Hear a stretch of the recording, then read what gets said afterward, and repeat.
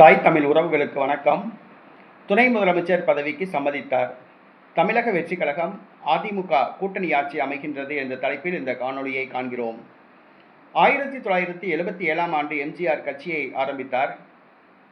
எம்ஜிஆர் மறைவுக்கு பிறகு அதிமுக பிளவுண்டது. செல்வி ஜெயலலிதா தலைமையில் அந்த கட்சி 29 ஆண்டு காலமாக நடத்தப்பட்டு வந்தது.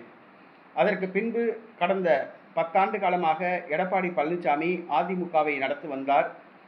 11 தோல்விகளை எடப்பாடி பழனிசாமி தலைமையிலான அதிமுக சந்தித்துள்ளது.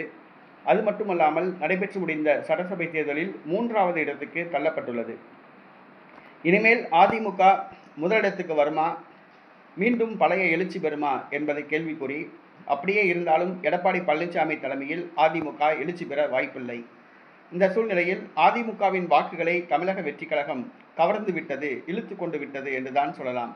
அதிமுக வாக்குகள் எல்லாம் தமிழக வெற்றிக் கழகம் போய்விட்டன. இனி 3வது கட்சியாகத்தான் அதிமுக தமிழகத்தில் இருக்க முடியும். தற்போது 47 தொகுதிகளை அதிமுக வெற்றி பெற்றுள்ளது. அடுத்த முறை சட்டசபை தேர்தலில் கண்டிப்பாக 10 தொகுதிகள் கூட வெற்றி பெறாது. அந்த கட்சி இருக்குமா என்பது கேள்விக்குறி. இந்த சூழ்நிலையில் தமிழக வெற்றிக் கழகம் ஆட்சி அமைக்க தவேகாவுடன் குதிரை பேரம் நடத்தியது.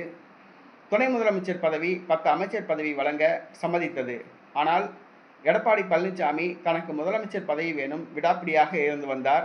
இந்த சூழ்நிலையில் அதிமுக மூத்த தலைவர்கள் எடப்பாடி பழனிசாமியிடம் துணை முதலமைச்சர் பதவி, 10 அமைச்சர் பதவி ஆகியவற்றை பெற்றுக்கொண்டு கூட்டணி ஆட்சியை அமைப்போம், கூட்டணியாக இருந்து கொண்டு நம்முடைய தொண்டர்களையும் வாக்குகளையும் தக்க வைத்துக் கொள்வோம் என எடப்பாடி பழனிசாமிக்கு அறிவுரை கூறியுள்ளனர்.